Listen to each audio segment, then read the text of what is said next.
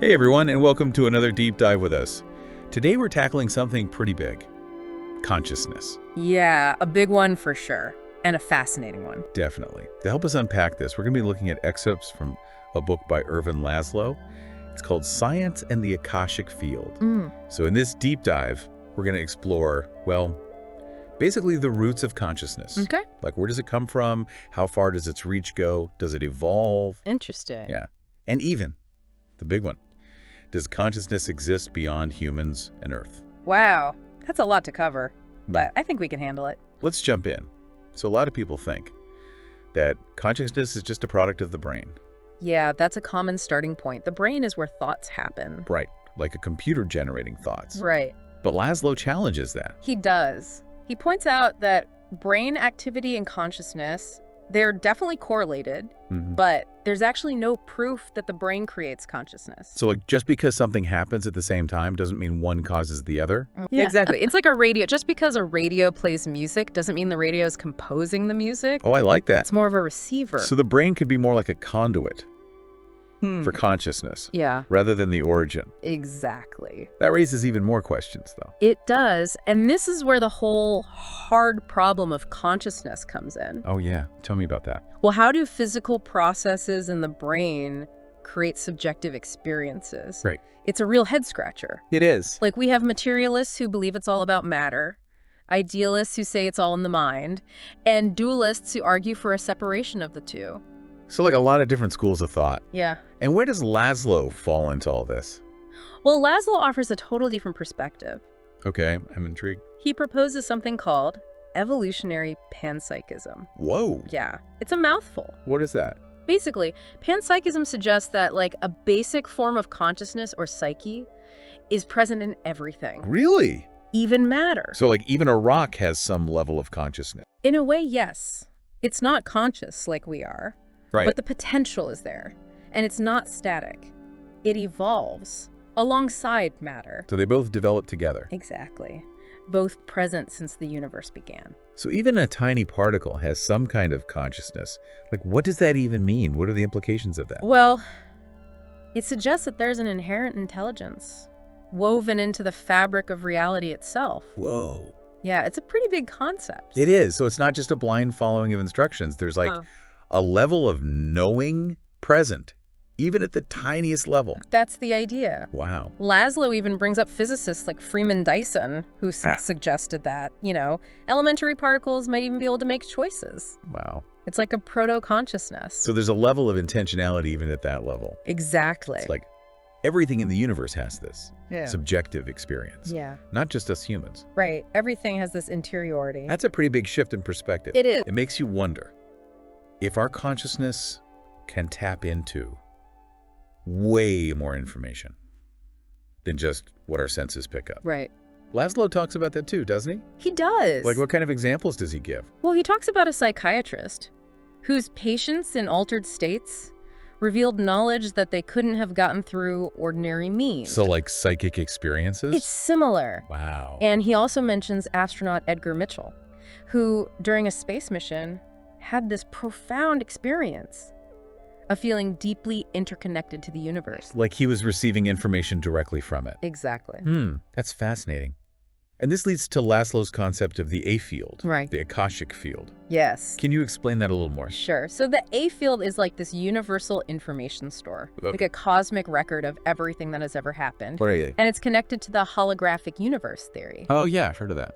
where each part of the universe contains information about the whole. And all of our experiences, thoughts, emotions, everything, create these waves in this field. So it's not just a storage drive.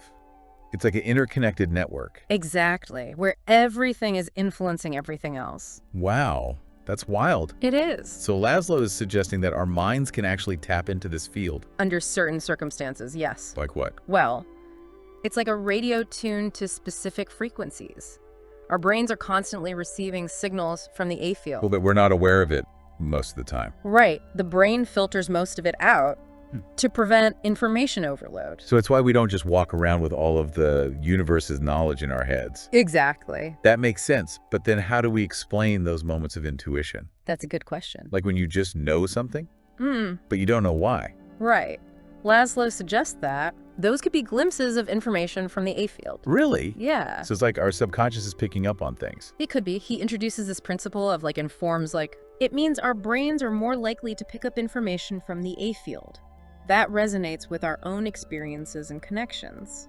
Interesting. This could explain phenomena like twin pain. Where twins feel each other's pain even when they're miles apart. Exactly. Wow. Or a mother sensing when her child is in danger. So we're all swimming in this sea of information, Yes. sending and receiving signals, but we're mostly unaware of it. Most of the time. Wow. If our consciousness is really this interconnected, what does that mean for us as humans? That's a big question. It is. And it leads us to the concept of the evolution of consciousness. Okay. What does that mean?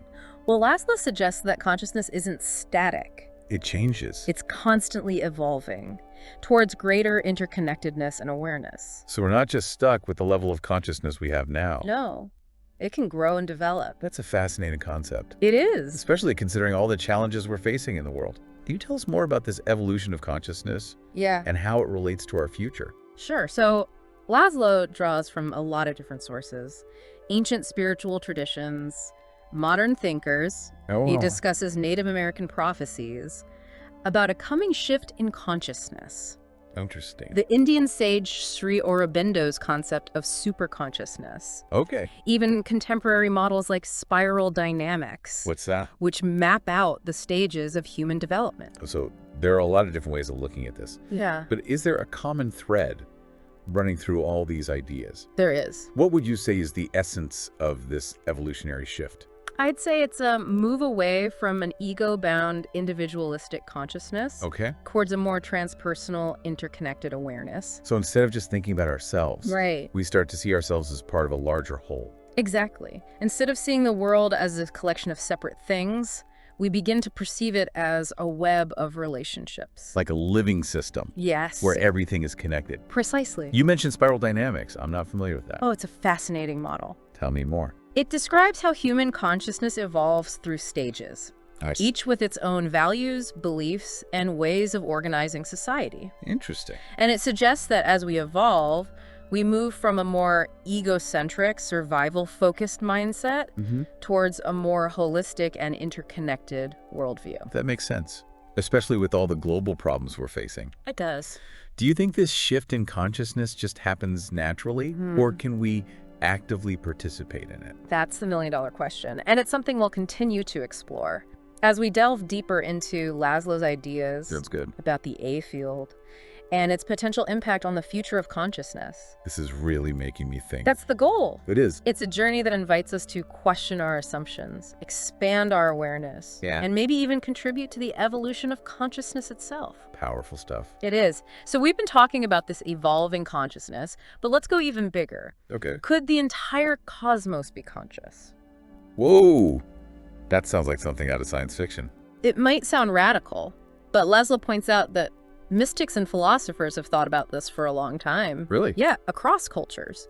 Throughout history, they've contemplated a conscious universe. Like who? Well, like Sayyid Hossein Nasr, he's a prominent Islamic scholar, Right. and he believed that reality is fundamentally consciousness.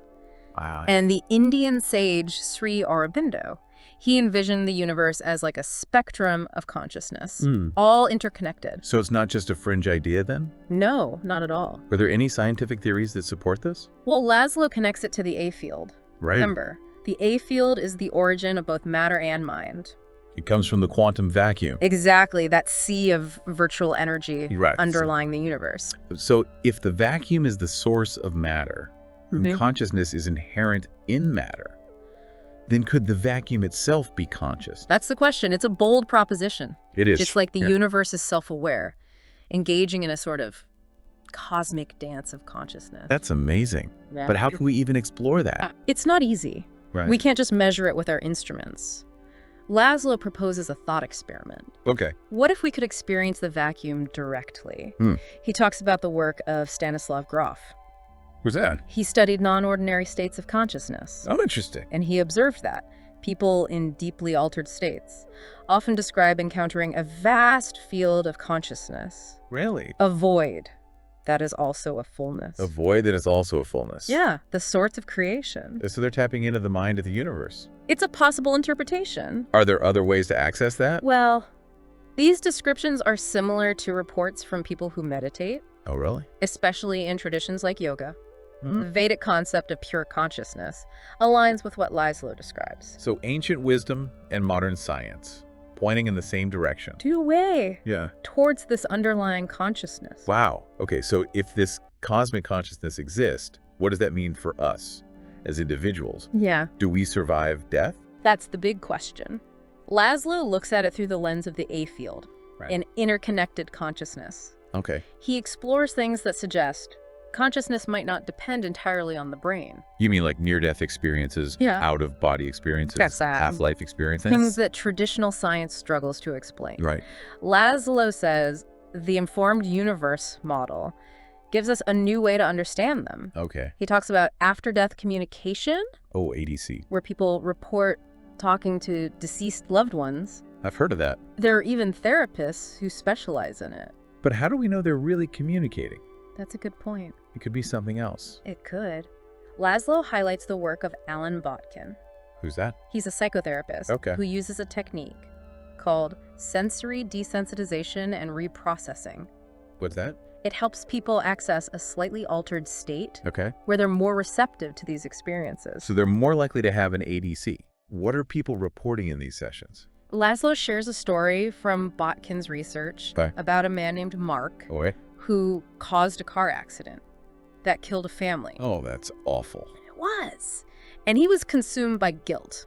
Understandable. Years later, Yeah. he did an ADC session, Okay. and he saw the family, spoke with them, received their forgiveness, Wow. and he described details about them that he couldn't have known. Really? And those details were later confirmed. So he really did connect with them. It's a powerful example of the potential for healing. It is. Yeah. But how does Laszlo explain this? Well, instead of saying it's supernatural, he uses the A field. Okay. Remember, everything we experience is recorded in the A field. Right. So it's like a holographic record of our lives. So in ADCs, Yeah. people are accessing these records, That's the idea. reliving the experiences of the deceased. Instead of talking to a spirit or soul. So it's like accessing a library of experiences Yes. in the A field. We're tuning into their channel. On the cosmic internet. That's a cool way to put it. So what about immortality then? If our experiences are in the A field, does some part of us survive? Laszlo talks about experiential immortality. What's that? Our individual lives might end, Oh. but the traces of our experiences remain in the A field. Like a cosmic memory bank, Yes. accessible to others. So not a soul that survives, Not in the traditional sense. but echoes of our experiences. Exactly. It's a different way to think about legacy It is. and the impact we have. Laszlo connects this to other traditions too, Like what? like Plato's concept of the soul, Hegel's absolute idea, Mm-hmm. Alice Bailey's etheric body. Wow. He also quotes Gustav Fechner, Who's that? a German philosopher and scientist Okay. who said that memories and ideas persist in a larger Earth life even after death. So we're all connected In a way. through this earth life. Wow. Yeah. Laszlo really brings together science, Mhm. philosophy, Yeah. spirituality, To explain consciousness. and what might be beyond. Okay, so if our experiences remain, what about reincarnation? Laszlo tackles that too.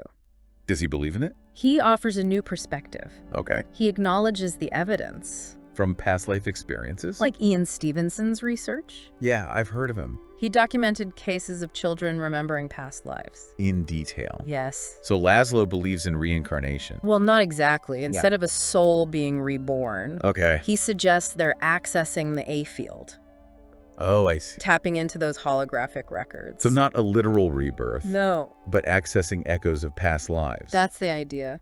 Does that make it less significant? Not at all. It's still a powerful experience. It is. It just suggests a different framework, Right. one that doesn't require a soul. It survives. Exactly. It suggests a deep connection between us all. Across time and space. But the experiences of one life can influence another. That's the idea. This is mind-blowing. It It is. challenges everything we think we know about life and death. And conscious. If we're all connected like this, what does that mean for karma and the purpose of multiple lifetimes?